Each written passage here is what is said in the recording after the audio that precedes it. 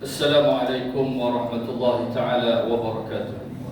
Alhamdulillahil qail innani ana Allah la ilaha illa ana fa'budni wa aqimis salata li dhikri. Ashhadu an la ilaha illa Allah wahdahu la sharika lah wa ashhadu anna Muhammadan abduhu wa rasuluh. Allahumma salli wa sallim ala sayyidina Muhammad wa ala alihi wa sahbihi ajma'in. Amma ba'd. Fa ya ayyuhal muslimun ittaqullah. Usikum wa iyaya bi taqwallahi faqad faza al-muttaqun. Qala Allah ta'ala fi kitabihi al-aziz: Ya ayyuhalladhina amanu ittaqullaha haqqa tuqatih wa la tamutunna illa wa antum muslimun. Muslimin yang dirahmati Allah Subhanahu wa taala sekalian, saya menyeru agar kita bersama-sama meningkatkan ketakwaan kita kepada Allah Subhanahu wa taala dengan melaksanakan segala perintah dan meninggalkan segala larangan. Marilah kita memberi sepenuh tumpuan kepada khutbah yang disampaikan. Janganlah berbual-bual dan berleka-leka dengan telefon bimbit. Semoga khutbah ini memberi manfaat kepada kita semua. Mimbar Jemaat pada hari ini akan membicarakan khutbah yang bertajuk Ancaman untuk yang melalaikan salat. Hadirin yang dirahmati Allah Subhanahu wa taala sekalian, Islam dibina atas 5 perkara utama, dan mendirikan solat merupakan salah satu daripadanya. Kewajipan mendirikan solat terletak di atas bahu umat Islam yang mukallaf, baik lelaki maupun wanita, yang perlu dilakukan dalam waktu yang telah ditetapkan. Banyak ayat-ayat Al-Quran yang memerintahkan umat Islam untuk mendirikan solat. Allah Subhanahu wa taala, firman Allah Subhanahu wa taala menerusi surah An-Nisa ayat 103, A'udzubillahi minasyaitonir rajim. Innas salata kanat 'alal mu'minina kitaban mawquta. Sesungguhnya sembahyang itu adalah satu ketetapan yang diwajibkan atas orang-orang yang beriman, yang tertentu waktunya. Salat dapat membersihkan diri umat Islam daripada dosa-dosa kecil masa lalu kita. Dengan itu, solat yang didirikan secara istiqamah, konsisten dalam semua keadaan, akan membawa kita dekat dengan Allah Subhanahu wa taala dan sentiasa berada dalam rahmat. Hadis daripada Abu Hurairah radhiyallahu anhu bahawa Rasulullah sallallahu alaihi wasallam bersabda, As-salatul khams wal jum'atu ila jum'ati kafaratu lima bainahunna ma lam tughshad al-kaba'ir. Salat 5 waktu dan salat Jumaat ke salat Jumaat berikutnya menjadi penghapus dosa-dosa yang berlaku di antara selama mana tidak melakukan dosa besar. Riwayat Muslim. Menjaga solat dan mendirikannya menjadikan hati kita suci dan bersih daripada sifat-sifat tercela, yakni mazmumah.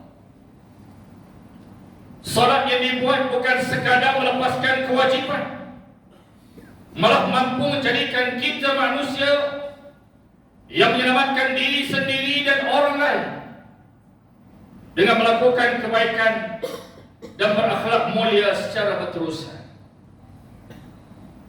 Solat yang didirikan akan mencegah kita daripada melakukan perbuatan keji dan munkar. Hati kita juga akan menjadi tenang, tenteram apabila kita mendirikan dan menjaga solat. Allah Subhanahu wa taala berfirman dalam surah Al-Ma'arij ayat 19 hingga 23, A'udzubillahi minasyaitonir rajim. Innal insana khuliqa halu'a idza massahu syarru jazu'a wa idza massahu al-khairu manu'a إلا المصلين الذين هم على صلاتهم دائمون. Sesungguhnya manusia itu dijadikan bertabiat resah gelisah, lagi bakhil kedekut.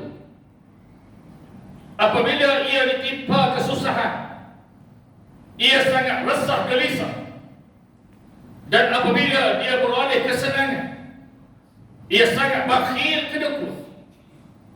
Kecuali orang-orang yang mengerjakan sembahyang, iaitu mereka yang tetap mengerjakan sembahyang. Jangan kita menjadi sebahagian golongan yang mengambil mudah tentang mendirikan salat. Allah Subhanahu wa taala memberi ancaman di dalam Al-Quran akan ada golongan yang mensia-siakan salat, lalu mereka hidup dengan mengikut rasa nafsu syahwat dan melakukan maksiat. Mereka lah golongan yang akan diazab dengan dahsyat. Firman Allah Subhanahu wa taala dalam surah Al-Maryam ayat 59, a'udzubillahi minasyaitonir rajim. فَخَلَفَ مِنْ بَعْدِهِمْ خَلْفٌ أَضَاعُوا الصَّلَاةَ وَاتَّبَعُوا الشَّهَوَاتِ فَسَوْفَ يَلْقَوْنَ غَيًّا. Kemudian mereka digantikan oleh keturunan-keturunan yang mencuaikan sembahyang serta menurut hawa nafsu, yakni dengan melakukan maksiat. Maka mereka akan menghadapi azab yang di dalam neraka. Hadis daripada Ibn Abbas radhiyallahu anhuma bahwa Rasulullah sallallahu alaihi wasallam bersabda, ihfazillah yahfazuka, ihfazillah tajidu tujahaka. Jagalah Allah, nescaya Dia, yakni Allah, akan menjagamu. Jagalah Allah, nescaya engkau akan mendapatinya di hadapan. Riwayat Tirmizi. Menjaga Allah itu adalah dengan mendirikan salat dan melaksanakan arahan dan meninggalkan segala larangan. Jika kita menjaga Allah, Allah menjaga kita dengan memakaikan kemuliaan agama dan memelihara kemuliaan kehidupan kita di dunia dan di akhirat kelak. Hadirin yang dirahmati Allah Subhanahu wa taala sekalian, masih ramai umat Islam yang meninggalkan salat, sedangkan Allah Subhanahu wa taala memberi ancaman yang keras kepada hamba-hambanya yang melalaikan ibadah salat secara sengaja, walau dalam apa jua keadaan sekalipun. Firman Allah Subhanahu wa taala dalam surah Al-Mudaththir ayat 42 dan 43, a'udzubillahi minasyaitonir rajim. Ma salakakum fi saqar? Qalu lam nakum minal musallin. Setelah melihat orang-orang yang bersalah itu, mereka berkata, apakah yang menyebabkan kamu masuk ke dalam neraka? Orang-orang yang berjawab itu menjawab, kami tidak termasuk dalam kumpulan orang-orang yang mengerjakan sembahyang. Hadis daripada Ibn Abbas radhiyallahu anhuma,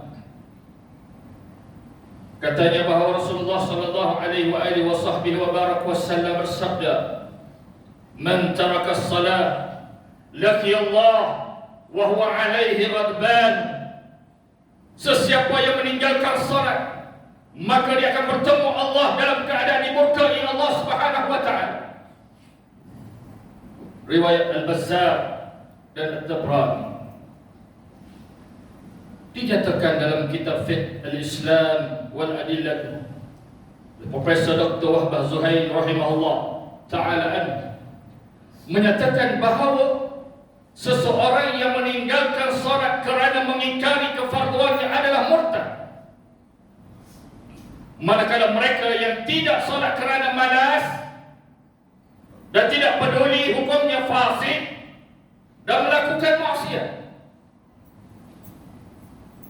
Manakala dalam kitab As-Salah Ibnu Qayyim Al-Jauziyah menjelaskan bahawa meninggalkan solat 5 waktu dengan sengaja tergolong ke dalam dosa yang paling besar dan lebih besar dosa daripada membunuh, merampas harta orang lain, berzina, mencuri dan minum minuman keras.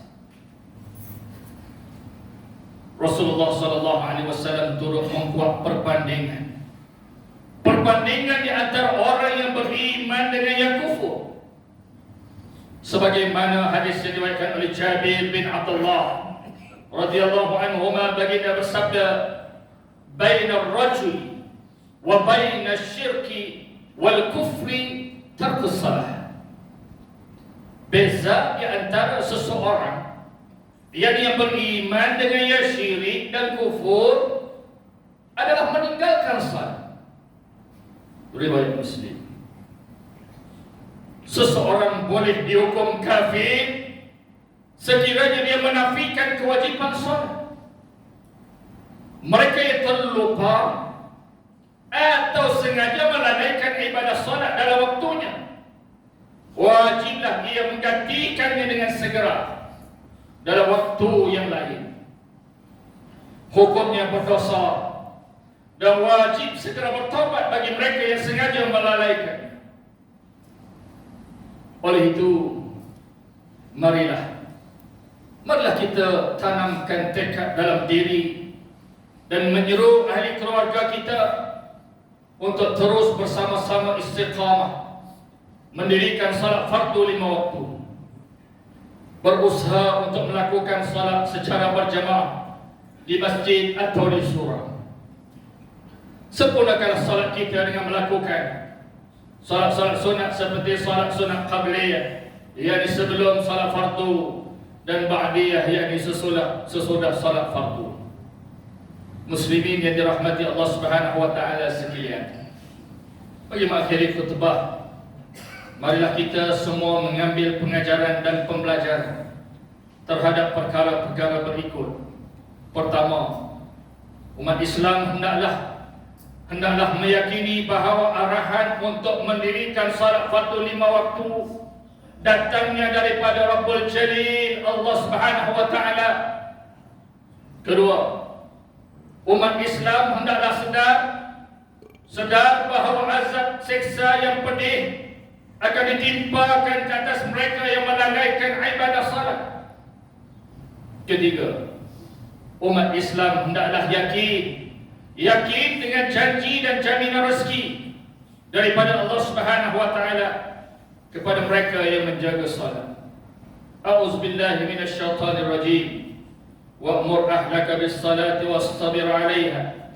La nas'aluka rizqa, nahnu narzuquk wal 'aqibatu lit-taqwa. Dan perintahkanlah keluargamu serta umatmu mengerjakan sembahyang dan hendaklah kau tekun bersabar menunaikannya. Kami tidak meminta rezeki kepadamu, bahkan kamilah yang memberi rezeki kepadamu. Dan ingatlah, kesudahan yang baik adalah bagi orang-orang yang bertakwa. Taha ayat 132. Barakallahu li wa lakum bil Qur'anil 'azim wa nafa'ani wa iyyakum bima fihi min al-ayati waz-zikril hakim. وتقبل مني ومنكم تلاوته إنه هو السميع العليم. أقول قولي هذا وأستغفر الله العظيم لي ولكم ولسائر المسلمين والمسلمات فاستغفروه إنه هو الغفور الرحيم.